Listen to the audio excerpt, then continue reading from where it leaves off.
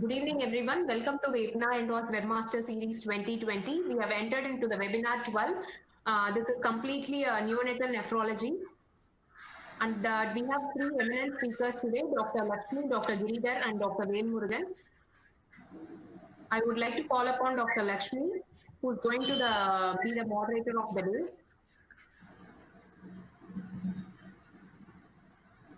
Thank you.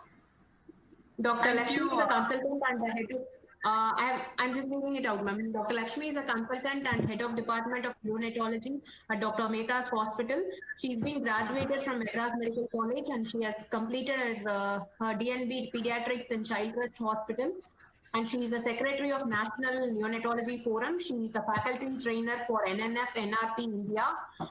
Faculty in National Board of Examination, New Delhi. She is a National Neonatology Forum, MGI University, and she has authored manuals of neonatal NNF, Handbook of Neonatology, IJP, and she has a lot of national and international publications. Over to Dr. Lakshmi. Thank you, Kalai, for this wonderful opportunity. It's a great pleasure to be with you all, that too for the IPNA series. And great work you're doing and lot of wonderful topics and lot of learning also going on. So my job is to today a wonderful session, which is a very new session as Giridhar told. We had to dig in a lot and then we had to introduce the neonatal therapeutic drug monitoring, how do we do in the NICU, and also another interesting topic on acute kidney injury. So we as neonatologists always keep it our motto to preserve the cortex, be it the brain or the kidney. So preserving the cortex is very, very important. And we use lot of drugs in the neonatal care unit, and most of the drugs are extrapolated from the pediatric and adult dosage. And most of them are off-label use in the neonates also. So titrating the drug level based on the function of the kidney is a very difficult task for neonate, as we all know that everything is very dynamic in a neonate. No, we cannot tell a child is a young adult or we cannot tell like somebody is handling my slides, just leave it. Yeah. A neonate is not a young child. A young child is not a young adult. So neonates are very, very unique in their own way. And giving the drugs and titrating the dose per se is a great challenge, not only because of the gestational age, but also the renal functions keep varying with your postnatal age. Their body composition is not static. It keeps changing the body, water content, the protein content and the lipid content. And then of course, most of the drug carriers are protein in the blood and which may be very low in a neonate, and also to do with the maturity of the kidney. And of course, they have multiple disease states which also influence your renal function. So these are the 4 PK variables. Pharmacokinetics is what happens to a drug in the baby's body. What happens to the drug? It gets absorbed, it gets distributed, it gets metabolized, and it gets excreted. That is pharmacokinetic. Whereas dynamic is what the drug does to your body. What is its effect on various organs and systems.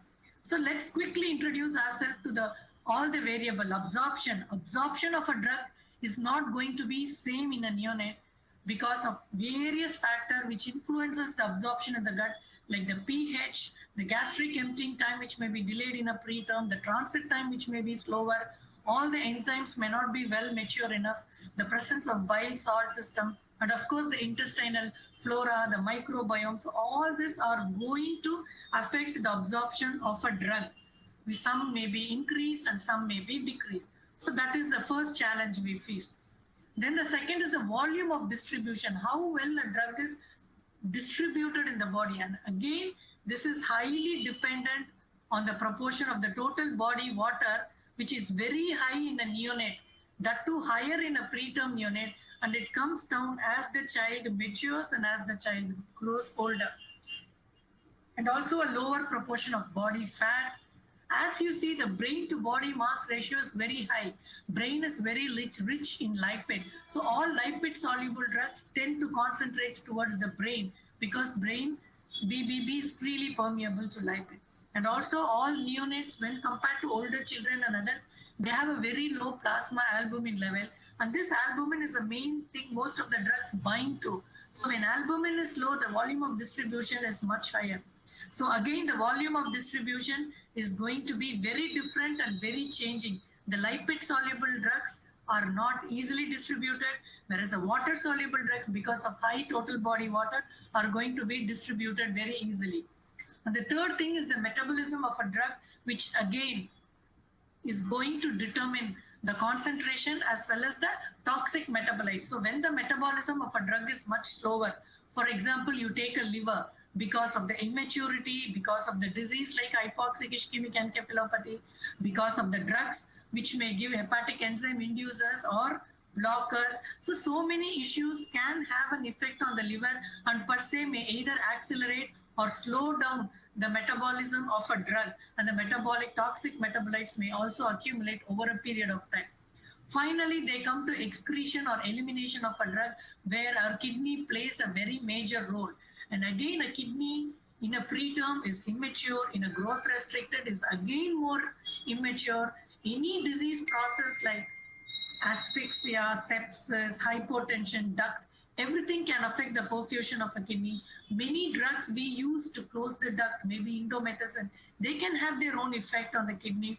So the filtration, the reabsorption and the secretion of the kidney are going to be different based on the gestational age as well as the postnatal age. And so you can get lot of poor reduced clearance as well as accumulation of the drugs which are excreted. And that's not enough. Even a same gestational age, same postnatal age, two babies may behave differently. There is a lot of inter-individually difference in handling this issue. So as a result, the kidney function is dependent in a neonate is on so many things. The genetic factors, the environmental factors. What is the environment the mother has been living? Then the maturation and the development. What is the gestational age? Is the baby growth restricted for that gestational age? What is the postnatal age? Is it a day 1 kidney, day 7 kidney? Everything has got different degree of functions. And all the comorbidities, especially because asphyxia, sepsis, any hypotension, a baby who's sick due to PPHN or ventilation, shock and ventilation, all this going to affect your renal perfusion and your kidney function. And not the least, the medication, the iatrogenic we give, we dehydrate them, we give antibiotics, we give a lot of other drugs. So all these are going to have a big effect on these kidneys.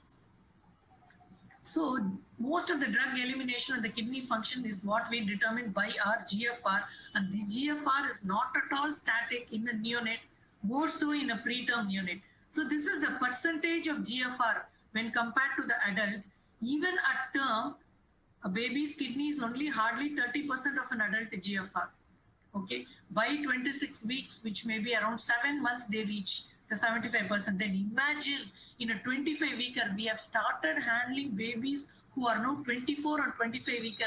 How low is the GFR? So titrating the drugs in these babies with such low GFR has to be very, very careful, and that's what Dr. Giridhar is here to enlighten us about. So how do we know whether we are giving a drug is good enough? Is it acting or not? There are two ways of looking at it. One is at what level are we dosage, are we getting a good therapeutic efficacy? At the same time, because of the immaturity, you should not get into any toxic effects of the drug. This therapeutic window by and large determines how safe are we, how confident. See, caffeine has got a wide therapeutic window. Even if a dose is little higher, the therapeutic window is so wide that they won't get into toxicity and we are confident. Whereas some of the drugs like bronchodilators, which are very rarely used, they don't have the receptors and we may not get good efficacy by using bronchodilator, and very quickly we may go into toxic level, and that's why the therapeutic drug monitoring helps us. So these are all very, very narrow, and we have to do a day-to-day screening. We have to check on the postnatal age, the comorbidity, the gestational age, and make sure that we are giving the right dose so that we get a good efficacy and we won't slip into any toxic levels. And after that, we have neonatal acute kidney injury, which is going to be presented by Dr. Vel Murugan, because the incidence, the more we look for it, the more the incidence is. And most of the time, they have quoted 30% of neonates who are hospitalized. They have a higher risk of AKI, and which is going to determine their mortality and the duration. And most of the studies, they have extrapolated their adult and the pediatric definition, and they have extrapolated for neonates. And most of the time, we've been using a serum creatinine of more than 1.5 as a surrogate marker of acute kidney injury. But at the same time, now newer modalities, newer classification, KidneyGo and Rifle have come up with stringent ml to ml monitoring of urine output, and just not look at one serum creatinine level, which may reflect the maternal serum creatinine even up to 5 days of age. You have to go for serial serum creatinine level to know how good this kidney is functioning. And of course, we have now a lot of metabolomics in the form of urinary biomarkers to predict. I'm very sure this is going to be a very exciting session and very new session, and we hope to enjoy it. Over to Dr. Giridhar for his therapeutic drug levels, how to monitor it in the NICU.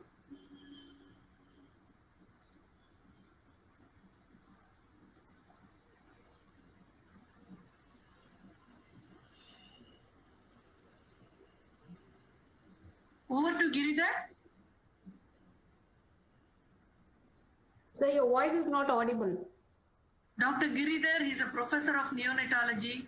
He's a very young, dynamic, and very pleasant person to work with, and he's got a lot of interest in research methodology and taking forward research in a bigger way in the neonatology, and he's a very nice person. I'm sure you'll enjoy his talk. Yeah, my slide set is here. Yeah, just 1 minute.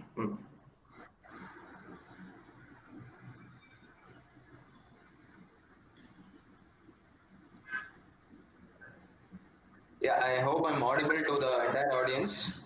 At the outset, I'd like to thank the International Pediatric Nephrology Association, the legendary Dr. Nalmanwar sir, the young and dynamic Dr. Kalaivani, for having given me this opportunity to address this international audience. So I think Dr. Lakshmi has been very brief, but she has been up to the point when it comes to the handling of drugs in neonates. So I will be talking about how the kidney and its derangement, what implications does it have on handling of drugs in neonates.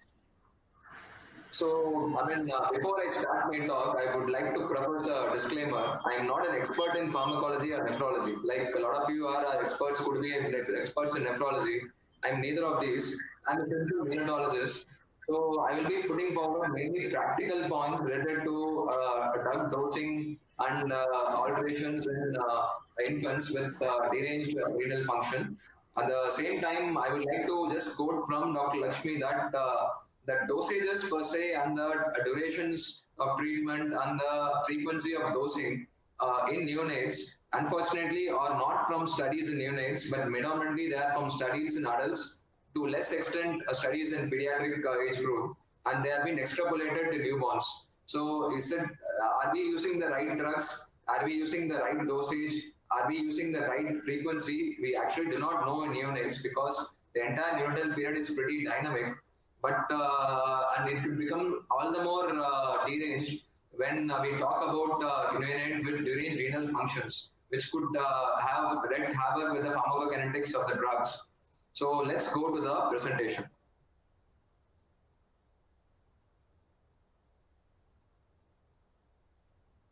So this is going to be the outline of my presentation. I would like to just tell about what happens to the drug in the body, briefly about pharmacokinetics and what the kidney drugs to the drugs in specific. So I like also to tell a few things about neonates, what is so unique in neonates, what makes them different from children or the adults, and what is unique about the kidney in neonates, and what the things happen when there is a renal, potentially could happen when there is a renal impairment. And last and the most important thing is, how do we diagnose abnormal renal function in neonates? Because we have to have our numbers right before we actually do something. And lastly, a few practical tips on drug prescription. So this is pharmacokinetics. We all know that pharmacokinetics refers to what the body does to the drug.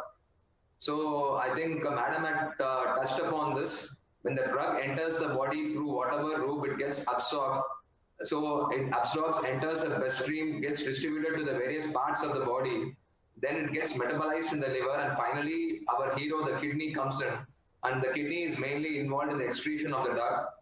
So this is where the kidney actually comes in. We know that the functional unit of the kidney is going to be a nephron. There is a simple cartoon depicting the nephron and its various parts, namely the afferent arteriole, the efferent arteriole, and the glomerular capillaries inside the Bowman's capsule. And the efferent arteriole then comes down, forms the peritubular capillaries around the tubules, and then exits as the renal vein. And these are the tubules here. So this is a process we all know. We have all learned this in anatomy and a little bit in pharmacology.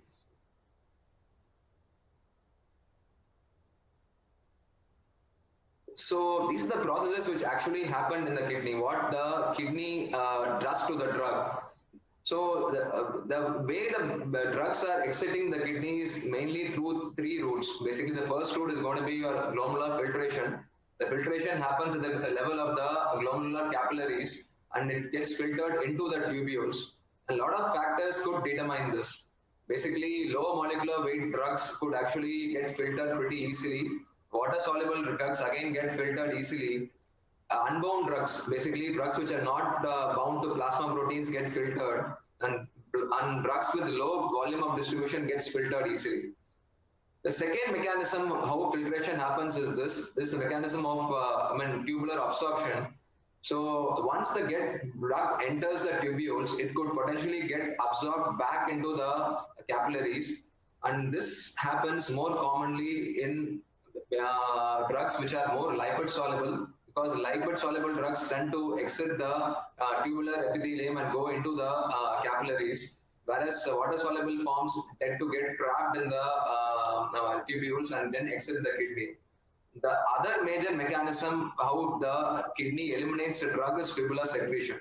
So drugs which actually not get filtered then go through the efferent arteriole into the peritubular capillaries, and then they get actively transported back into the tubules for the final excretion to happen. So these are the three main processes: the glomerular filtration, the tubular reabsorption, and the tubular secretion, and the different biophysical properties of the drugs which determine what what proportion of drugs actually have glomerular filtration, absorption, and secretion are being shown in this slide. So this has again been touched a little bit by Dr. Lakshmi. So these are the factors which actually affect the elimination of the drugs by the kidney. So if we were to have a child, a neonate with HIE, with congestive heart failure, where the blood flow to the kidney could have got compromised, so we could have some derangement in the renal elimination of the drug. Some properties, physical properties of the drugs, as I told you earlier itself, drugs which are low molecular weight tend to get filtered. More lipid soluble drugs tend to get undergo tubular reabsorption. The lower the volume of distribution, the higher it is for filtration. The binding character, basically drugs which are bound to plasma proteins are not filtered, only unbound get filtered.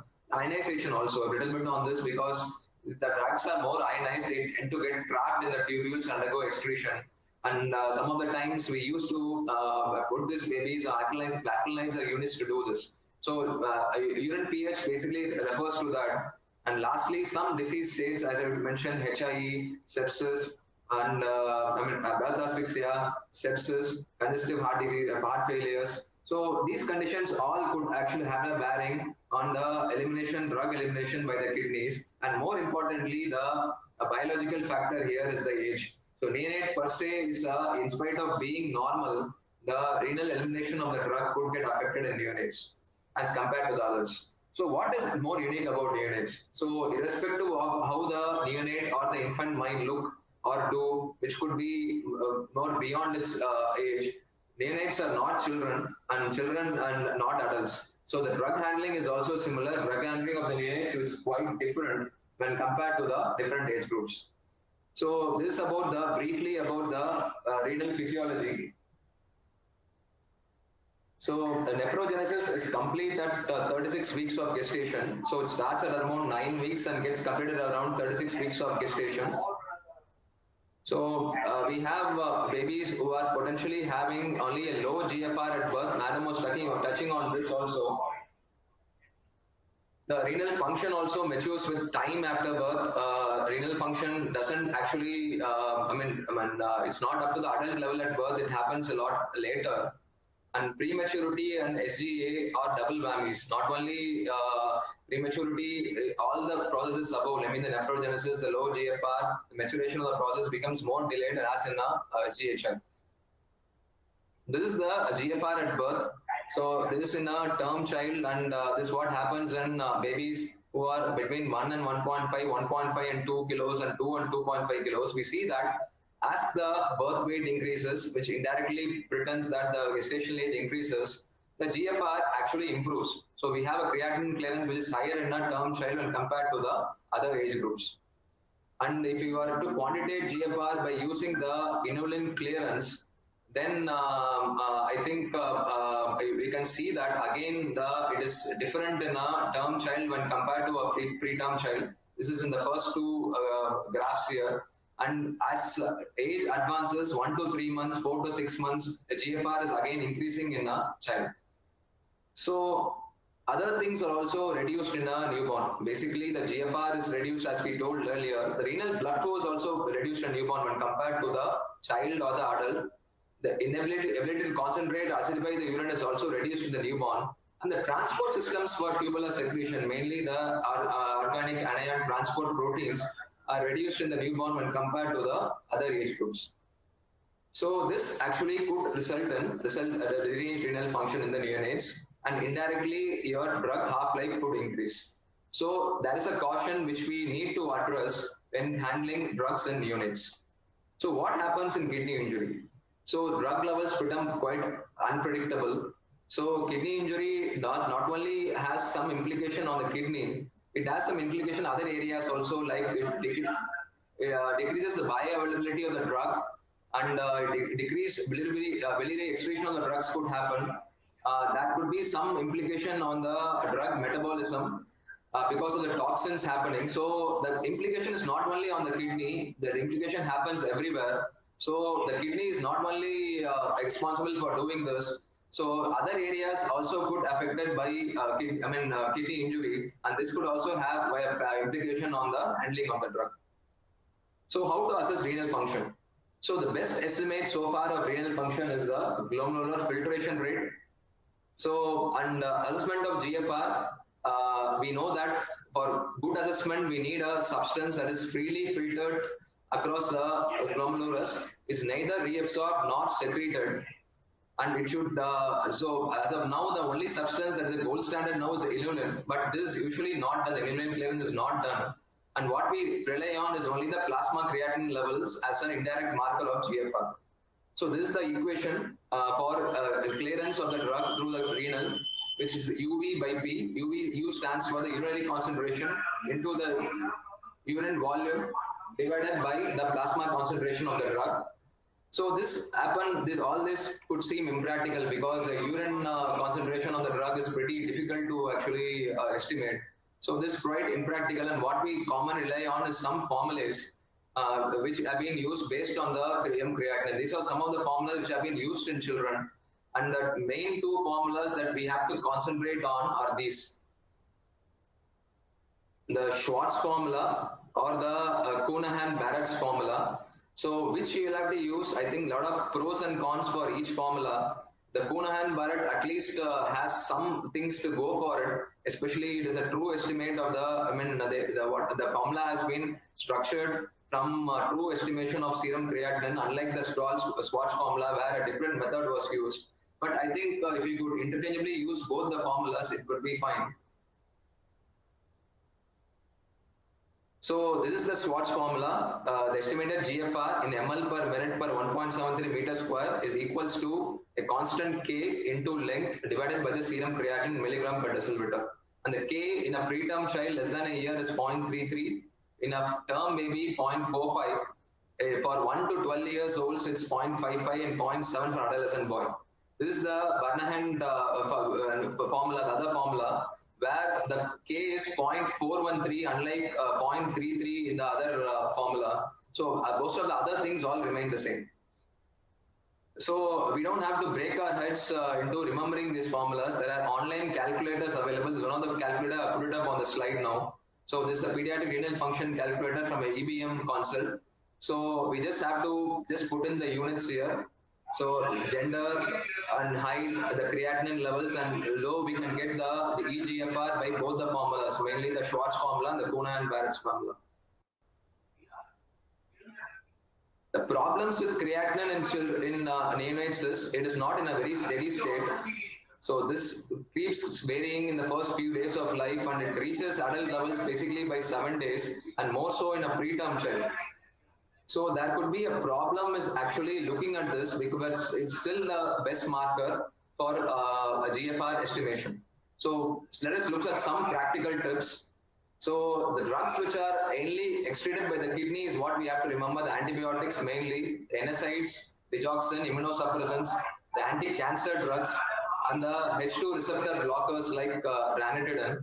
So these are the drugs which are getting mainly excreted by the kidneys and not the liver. Some of the other drugs are handled by the liver. So these are drugs which have to mainly remember. So let us look at a prescription. So this is one slide. So once the drug enters the body, it has a peak and then it starts falling down. So if this is the MIC stands for the minimal inhibitory concentration. The therapeutic efficacy can come and once this one is the therapeutic efficacy. So the drug has to reach a level more than NIC and then it will reach the peak. So if the drug concentrations are here between this area, the shaded area, then that could work well. So there are two sorts of drugs, actually a concentration dependent killing where the killing effect of the drug actually depends on the peak. So the concentration becomes more, then the killing effect is more. So these are basically the quinolones, aminoglycosides, azithromycin and vancomycin. The other group of drug is a drug which is time dependent. So these are the penicillins, cephalosporins, carbapenems, and clindamycin. So these drugs have to be above the MIC for a predominant time period for them to work. They don't have to have a peak concentration. So this you will have to remember because this has an implication in dosing. So this is the dosing adjustments for antibiotics and renal failure. If the drug is going to be concentration dependent, basically if it has to reach a peak, then actually don't reduce the dosage of the drug. Keep the same dosage, but reduce the frequency of the drugs, but prolonged dosing of the drugs to actually have the good effect in renal failure. The drug is going to be time dependent again, but it becomes opposite now. Reduce the dosage, but don't reduce the frequency because this drug has to be present in the circulation for a longer time for it to work. So that is how we go about looking at various drugs. So what about drugs with narrow therapeutic index? So these are various drugs like anti-epileptic like phenytoin, warfarin, antiarrhythmics like arimitrone, theophylline, digoxin, some of the drugs which we use in neonates. So again, in these drugs, don't alter the frequency. Don't alter the frequency. It's going to be tedious for the drug with a normal function. Don't alter the frequency. This baby is having a renal failure, but reduce the dosage of the drug. So that is how we go about things. And very important, therapeutic drug monitoring, a very attractive tool, but not practical because none of us are actually doing therapeutic drug monitoring. So it basically looks at the level of the drug at the peak level and also in the steady state at the trough level, and then they decide on whether we need to go up and come down on the bin, but it's very impractical. More of research and very impractical now. So this is some of the databases which I could find where drug dosing could be altered based upon the GFR. So this acyclovir, this is the estimated GFR here. As the GFR comes down, they give you certain protocols regarding what is the percentage of the dosage which has to be reduced or given, and also the dosing intervals. So it is there for all drugs. This is from Harriet Lane Handbook. This basically they advise that there have to be some caution when administering this guidelines for neonates, but we don't have anything else for neonates. We can stick to these guidelines. So some practical tips are keep loading dose the same. If the drug requires a loading dose, don't adjust that. Only adjust the maintenance dose. Avoid nephrotoxic drugs in renal failure, very important. And there is some other problems like low molecular weight. If your volume of distribution is going to be limited, so water soluble, these are the drugs which are more likely to be removed by dialysis. So we require extra dosing of these drugs to be given.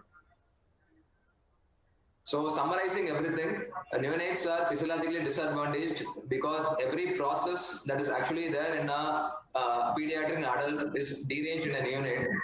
The dose adjustments are required in renal impairment. So don't overdo it because otherwise it might lead to therapeutic failure. And there is dosage after hemolysis if the drugs is dialysis, so it has to be done after hemodialysis. And get your nephrologist on board, consult with them, and also check with the authenticated drug information. So I thank you all, and I think questions will come in the end. So thanks for the opportunity given. I invite Dr. Vel Murugan. He's a consultant in neonatology at Rela Institute of Medical Science. Another young, budding, enthusiastic neonatologist, and who has got specific interest in early CPAP in neonate and treating PPH in neonate. And he has won awards from the Johns Hopkins University. He had done his post-graduation in pediatric nutrition and cognitive and brain development in early childhood. He is going to take us through acute kidney injury, which is again a great challenge in neonates, and a lot of things are happening. Over to you, Dr. Vel Murugan. Thank you, madam.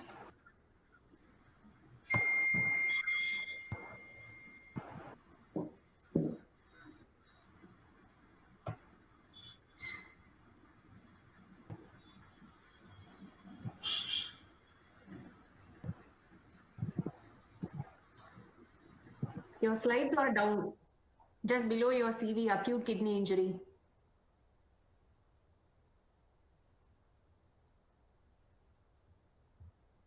Just a minute. In the slides column, just, yeah. Yeah, it's visible. Yeah, it's visible. Good evening, all. I'm very happy to be a part of this webinar series, and thanks to the organizing team for this opportunity. The topic for today is neonatal acute kidney injury. What is the reason for choosing this topic? It is considered as the independent and significant contributing risk factor to the morbidity and mortality of the critical sick neonates in NICU. What is AKI? Sudden impairment of the kidney function, which results in the decline of glomerular filtration rate, leading to retention of urine and other waste products, thus loss of fluids, electrolytes, and acid-base regulation. Classification. These are some of the classification with which AFI is defined: neonatal rifle, acute kidney injury network, and modified kidney disease improving global outcomes, KDIGO. This is a recent classification, and which is a combination of both neonatal rifle and acute kidney injury network. So this is the neonatal modified aka KDIGO classification. The major components of this classification is serum creatinine and urine output. No change in serum creatinine levels or rise of less than 0.3 milligram per deciliter with a urine output of more than 0.5 ml per kg per hour categorized as stage 0, whereas a rise in the serum creatinine of more than 0.3 milligram per deciliter within 48 hours, or a rise in more than 0.5 to 1.5 to 1.9 within 7 days, with a urine output of less than 0.5 ml per kg per hour for 6 to 12 hours is categorized as stage 1.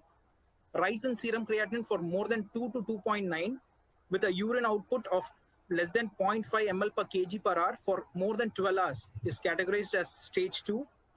And a rise in the creatinine levels of more than 3 or more than 2.5 milligram per deciliter in a dialysis patient with a urine output of less than 0.3 ml per kg per hour for more than 24 hours, or absence of urine output for more than 12 hours is categorized as stage 3. Why the neonates are more vulnerable? The functional and developmental immaturity of the neonatal kidney, which affects the glomerular filtration rate and the tubular function. And there are also certain hemodynamic changes that occurs during delivery. The normal GFR, as mentioned by Dr. Lakshmi Madam and Dr. Giridhar, the normal GFR in an adult is about 90 to 120 ml per minute. When compared to that, in case of a term neonate, it's just about 10 to 20 ml per minute at the first day of life, which slowly increases to 30 to 40 ml per minute at the end of 2 weeks of age. When compared to a preterm infants, the GFR is even lower and increases slower than the term infants. Sorry. Prematurity and low birth weight are major surrogate indices of reduced nephron endowment, thus predispose acute kidney injury in neonates. Nephrogenesis.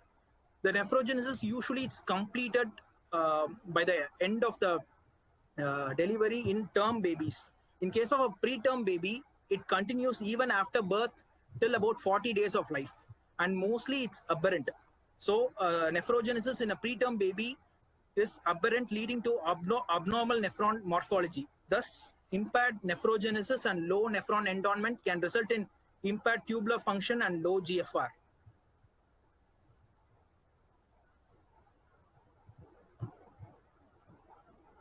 Next comes the tubular function. The urine concentrating ability is limited in newborn, and the sodium bicarbonate reabsorption and acid excretion is also lower in neonates.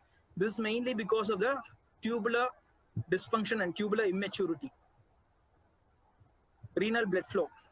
In an adult kidney, it receives about 20 to 25% of the total cardiac output. When compared to that, a neonate at birth receives only 2.5 to 4% of the cardiac output, which slowly increases to 6% at the end of 24 hours of life, which becomes 10% at 1 week of age and becomes 15 to 18% at the end of 6 weeks. Glomerulogenesis, it is parallel to that of the gestational age. As the gestational age advances, the glomerulogenesis also advances. So definitely in case of a premature baby, the glomerulogenesis is inadequate. These are all the factors which causes neonates vulnerable to acute kidney injury. Incidence of AKI. In preterm very low birth weight babies, the incidence is about 18%. In case of a preterm extremely low birth weight babies, it's about 12.5%. In a sick near term or term babies, it's about 18%. In asphyxiated newborn, it's about 38%. Babies undergoing ECMO, it's about 71%, and cardiac surgery, it's about 62%. Here you can see the babies undergoing ECMO and cardiac surgery as the most incidence rate. These are the babies on high risk. Babies with history of perinatal asphyxia, baby presents with congenital diaphragmatic hernia with complex cardiac disease requiring cardiac surgery, and the babies on treatment with ECMO. Renal AKI is classified into 3 broad categories as pre-renal AKI. It's mainly because of inadequate renal perfusion, which accounts about 80% of the total incidence. Intrinsic AKI, which is because of the intrarenal pathology, which accounts 10% of the total incidence, and post-renal AKI, which is mainly because of the obstruction of the urinary tract, which accounts 3 to 5% of the total incidence. Pre-renal disease, which is also called as volume responsive or functional AKI. It's mainly because of the reduced renal perfusion as informed earlier. Hypovolemia. The neonates are always at increased risk. This is because of the excessive fluid loss which can happen during bleeding or diarrhea. Increased insensible water loss, it's mainly due to the phototherapy and warmers. Limited urinary concentrating ability, increased evaporative fluid loss, and compromise of skin integrity, which mainly happens in extremely low birth weight babies. Reduction of effective circulation, which can happen in impaired cardiac output, which is seen in myocardial dysfunction and congenital cardiac defects. Sepsis is the main factor which can predispose to AKI. Third spacing, which can be seen in necrotizing enterocolitis, and nephrotic syndrome due to hypoalbuminemia, and impairment of the autoregulation of the renal blood flow, which can be caused by hypotension, which also predisposes to AKI. Tubular and interstitial injury, renovascular disease, and glomerular and cystic renal disease are the components of intrinsic renal disease. Acute tubular necrosis. Any pre-renal disease which is not treated at the prompt time or which is prolonged can go to severe renal hypoperfusion, thus causes acute tubular necrosis. And babies with history of prenatal asphyxia can land on acute tubular necrosis. And exposure of nephrotoxic drugs. Usually maternal use of non-steroidal anti-inflammatory drugs in the antenatal period can cause acute tubular necrosis. and neonates exposed to nephrotoxic drugs like aminoglycosides, indomethacin, amphotericin B, and vancomycin can land upon acute tubular necrosis. These are some of the nephrotoxic drugs and their effects on the kidney. Aminoglycosides, it inhibits the lysosomal phospholipase and it has an increased oxidative stress in the proximal tubule. It also causes intrarenal vasoconstriction. Amphotericin B, it increases epithelial permeability of the distal tubule. Acyclovir, because of the intratubular crystal deposition, it causes tubular obstruction. NSAIDs like indomethacin and brufen, it can cause acute interstitial nephritis and decrease in the glomerular filtration rate. IVIG, the sucrose content in IVIG can cause osmotic injury to the kidney, and in radio contrast agents, it can cause increased oxidative stress to the tubules and intrarenal vasoconstriction. This is a study called NINJA study. It's a nephrotoxic injury negated by just-in-time action study, which is conducted in a children's hospital. Babies who receive nephrotoxic drugs are closely monitored and certain criteria are formulated. What are those criteria? When excellent alternative drug is available, it's better to avoid nephrotoxic drugs. In case of a usage of a nephrotoxic drugs, the baby should be constantly monitored. The nephrotoxic drug dosage should be minimal and effective. It should not be prolonged for a longer duration, and they should be properly assessed with creatinine levels periodically, and thus concludes with 38% of decrease in use of nephrotoxic drugs and 64% decline in the rate of AKI. Renal vascular disease, renal artery thrombosis and renal vein thrombosis can cause acute kidney injury. Bilateral renal vein thrombosis can cause irreversible acute kidney injury. Congenital anomalies of kidney and urinary tract, genetic disorders like polycystic kidney, and congenital nephrotic syndrome are the components which comes under glomerular and cystic renal disease. Postrenal disease or obstructive AKI, obstruction of the urinary flow from both kidneys or from the urinary tract. Anatomic bladder obstruction are the major components of obstructive AKI. This is a broad classification of pre-renal, intrinsic, and obstructive AKI, which is already discussed in detail in the earlier slides. Edema, anuria, and oliguria, hypertension are the major clinical manifestations of neonatal AKI. Electrolyte abnormalities. What are the electrolyte abnormalities noticed here are hyponatremia, hyperkalemia, which is life-threatening, hypocalcemia, and hyperphosphatemia, metabolic acidosis. Fractional excretion of sodium. It's mainly needed to differentiate between pre-renal AKI and intrinsic AKI.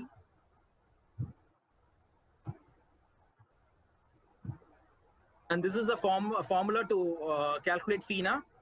Usually in term infants with pre-renal AKI, the FeNA is 2%. In case of acute tubular necrosis, it's more than 2.5%. FeNA values increases with decreasing gestational age. Thus, in babies with more than 31 gestational age, the FeNA is more than 3%. Babies with 29 to 30 weeks of gestational age, it's more than 6%, and FeNA is not used in infants less than 28 weeks of gestation. Congenital anomalies of kidney and urinary tract, unilateral or bilateral fetal hydronephrosis and posterior urethral valve are better detected in prenatal ultrasound, whereas hydronephrosis, urinary tract obstruction, and renal vein thrombosis are diagnosed by postnatal imaging. Which neonates needs careful monitoring? All the preterm babies with a gestational age of less than 32 weeks and a birth weight of less than 1.5 kgs, neonates with history of prenatal hypoxia who presents with congenital heart disease, antenatal bilateral hydronephrosis, and hydrophytalis. Mainly septic babies on parenteral antibiotics, and babies on total parenteral nutrition.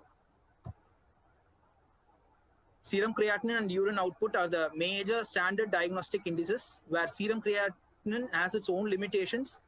It increases very late, 24 to 48 hours after the initial injury, and when it's evident, at least 25 to 50% of the renal function is already lost. The nature and timing of the kidney's insult is not explained by serum creatinine levels. It's just a marker of function and definitely not a marker of injury. The creatinine clears after the initiation of dialysis. It's no longer used as a marker then. Serum creatinine as a marker to define neonatal AKI is always challenging. As discussed earlier, at birth, the neonatal serum creatinine reflects the maternal creatinine levels. In case of a term infant neonate, it reaches the nadir at about 5 to 7 days. When compared to a premature babies, the nadir is reached only at 2 to 4 weeks of age. Thus, high level of serum creatinine is normal for an extremely premature baby even without AKI. This slide shows the nadir which is reached in a preterm baby. In a 32-weeker, the serum creatinine nadir is reached somewhere between 1 to 2 days when compared to a 27-weeker where the nadir is achieved only at between 4 to 5 days. These are some of the urinary indices which can explain the difference between pre-renal and post-renal conditions. Urine osmolality, which is more than 400 in case of a pre-renal condition, and which is less than 400 in case of a post-renal disease. Urine sodium is less than 20 in case of a pre-renal condition and more than 40 in post-renal disease. Urine and plasma ratio is more than 1.5 in pre-renal and less than 0.8 to 1.2 in post-renal.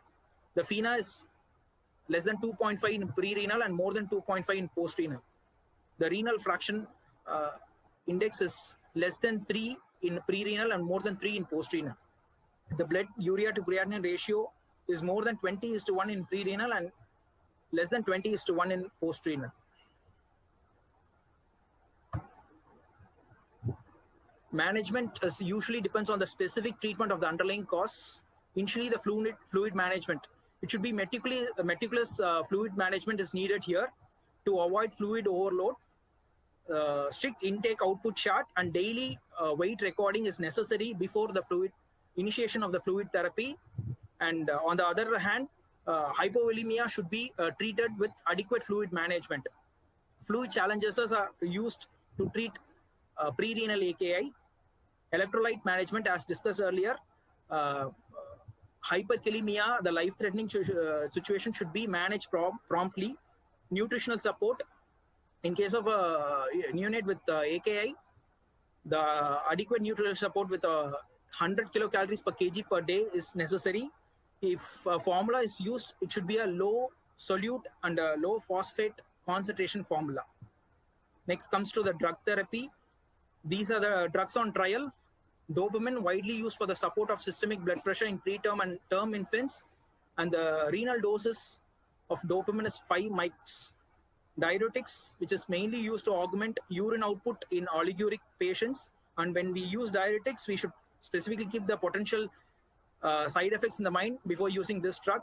Phenol-dopa, which causes vasodilatation of the renal vasculature, thus increases the GFR, and it's effective in pulmonary bypass patients, which gives the modest benefit.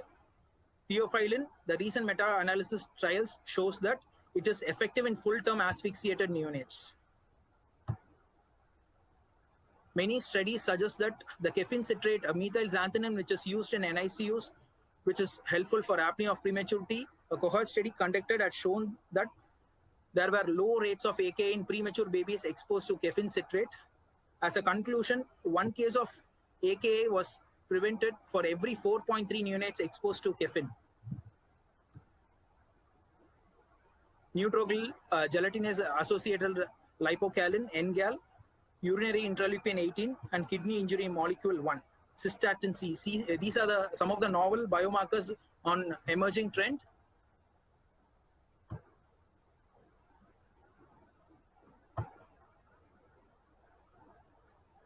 These are its actions on kidney.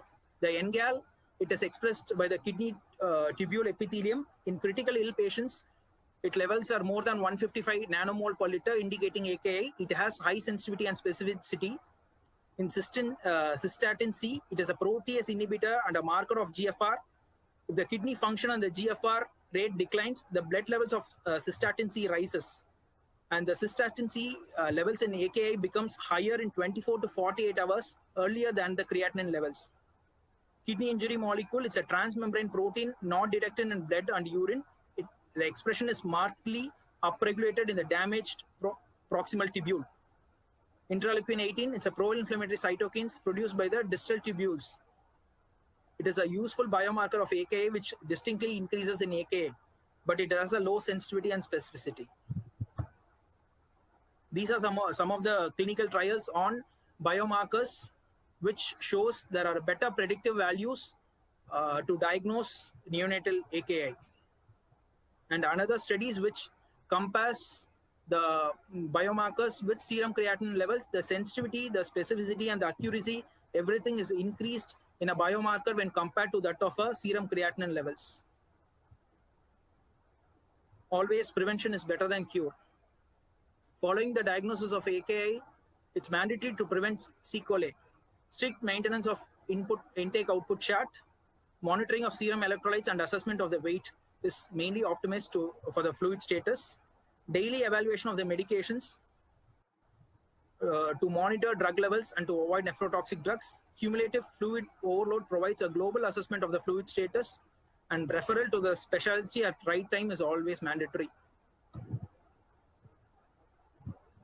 These are the main indications for renal replacement therapy. Severe or refractory acidosis, where the high bicarbonate levels are more than 12 milliequivalent per liter. In electrolyte abnormalities, where hyponatremia, the sodium levels are less than 120 milliequivalent per liter, and hyperkalemia, which is more than 8 milliequivalent per liter, or which is rapidly increasing in spite of the medical treatment. Uremia, fluid overload states, which is mainly seen in pulmonary edema and congestive cardiac failure. Inability to provide adequate nutrition. The timing of the initiation of RRT is very much significant for a good outcome.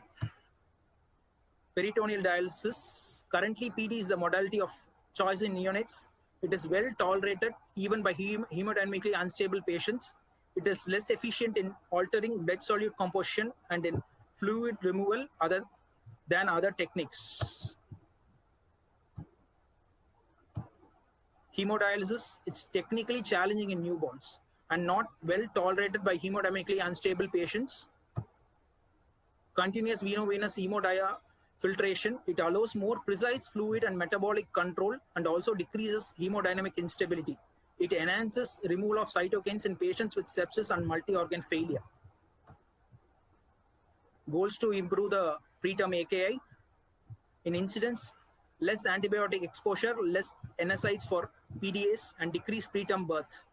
To prevent, in case of prevention, to initiate caffeine prophylaxis and less invasive ventilation. And early diagnosis by novel biomarkers to improve long-term outcomes by improved follow-up and hypertension screening and decreased obesity.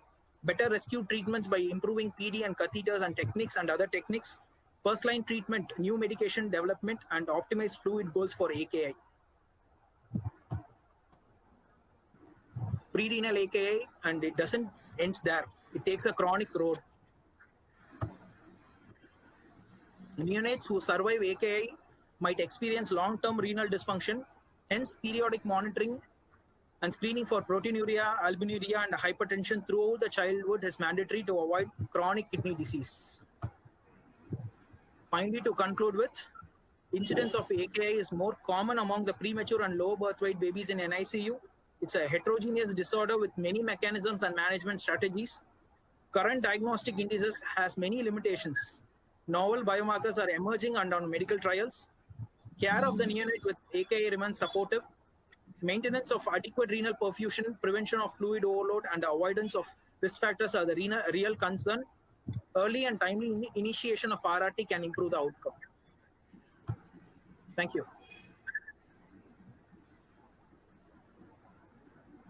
Thank you, Dr. Vel Murugan. That was very concise, as well as you've covered almost all the aspects of neonatal acute kidney injury. And as you told, yeah, the incidence is on the rise. And more we see, the more AKI we do pick up.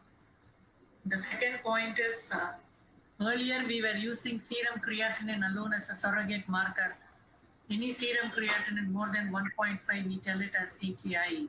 But now we have excellent newer guidelines from KDIGO and RIFLE, where they have put a stringent difference in serum creatinine levels. For example, you see a baby with a serum creatinine of 0.7, comes in sick and all that, and you treat, and the urine output may be even above 0.5 ml, right? When the difference is more than 0.3. Suppose the serum creatinine drops to 0.3 or so, then the difference itself means AKI. So all these AKIs, we would have missed diagnosing earlier. So the newer definitions are more stringent in that any difference in serum creatinine of more than 0.3 itself, you should wake up. And even if the urine output is more than 0.5 ml per kilo per hour, please don't chill that the kidneys are fine. So these two have put a lot of good thing. And yes, about serum creatinine, again, it is going to reflect the maternal level even up to 4 or 5 days, you know. So that's why a single value does not mean anything. You may have to do serial values of serum creatinine. Again, a urine output again is a great challenge. What do we tell? Any baby who voids one urine within 24 hours is normal. Then how do you categorize based on the volume? So depending on the urine volume alone, you can't diagnose AKI in the first day. Some babies may even normally void at 24. So that itself is a great challenge. Great challenge. That's why they have taken a combination of both. A difference in creatinine of more than 0.3 as well as a urine output, even if it is more than 0.5 ml per kilo per hour. So that's why we have to stringently watch, categorize this baby. Is this baby at risk for AKI? Yes or no? Yes, you have to stringently monitor the urine output and keep a close watch on the creatinine level. Of course, the newer metabolomics in the form of urinary biomarkers are very promising, picking up. Even 24 to 48 hours, it is reflected on the serum creatinine. Even 24 to 48 hours before, by looking at the biomarker, we are able to diagnose AKI. Studies are underway. In a big way, the studies are going on. And that too, these biomarkers, whether they correlate with AKI in the preterm is again a big challenge. So unless we have the gestational age-based standards of these biomarkers levels, we will not be able to tell whether this biomarker in this gestational age, in this amount, is right for the baby or is it in the AKI range. So prevention is always better than cure. Gestational age is not in your hands. They are going to be born like that. Growth restriction, they are born with it. It is not in your hands.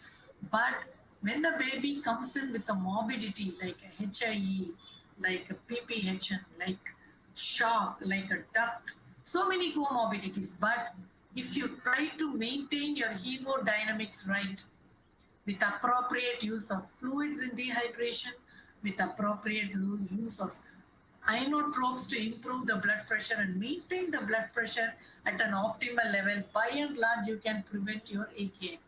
The same way with hypoxic injury to the kidney also.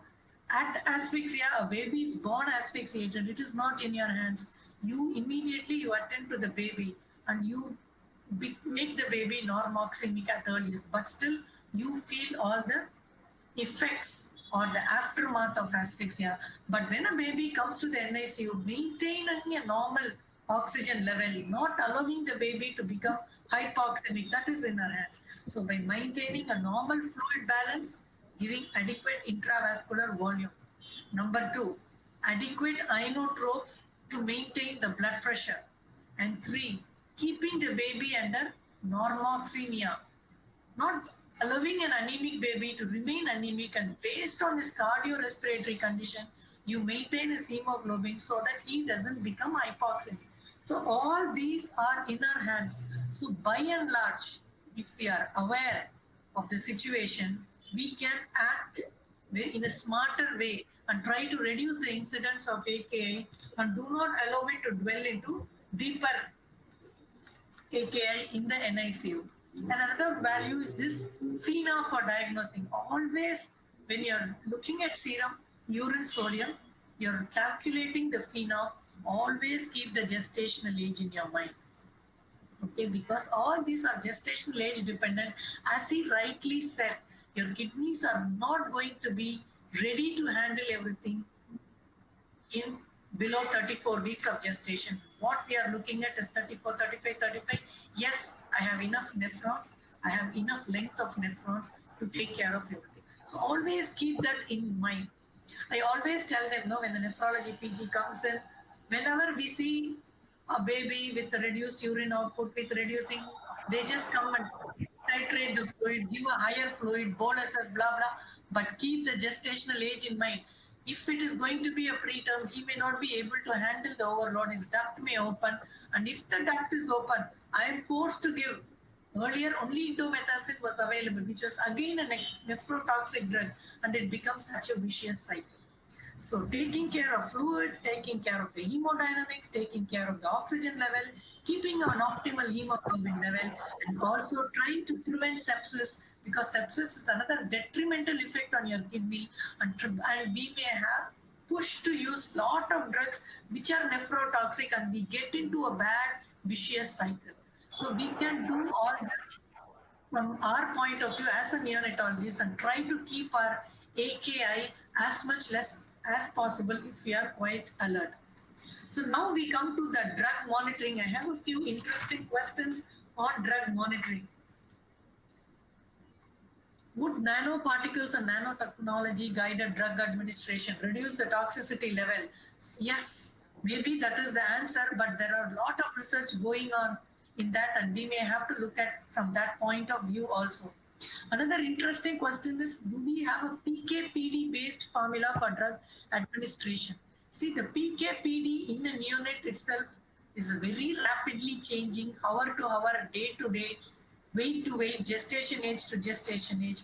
And so very based formula, but by and large, when you do therapeutic drug monitoring, especially certain drugs, we don't use therapeutic drug monitoring that much in neonate as it is, because it's not been very fruitful. But certain drugs like aminoglycosides, they have done therapeutic drug monitoring, and they measure the maximum level, Cmax, which is taken 30 minutes after your 30 minutes infusion of an aminoglycoside like gentamicin, and divided by the minimal inhibitory concentration.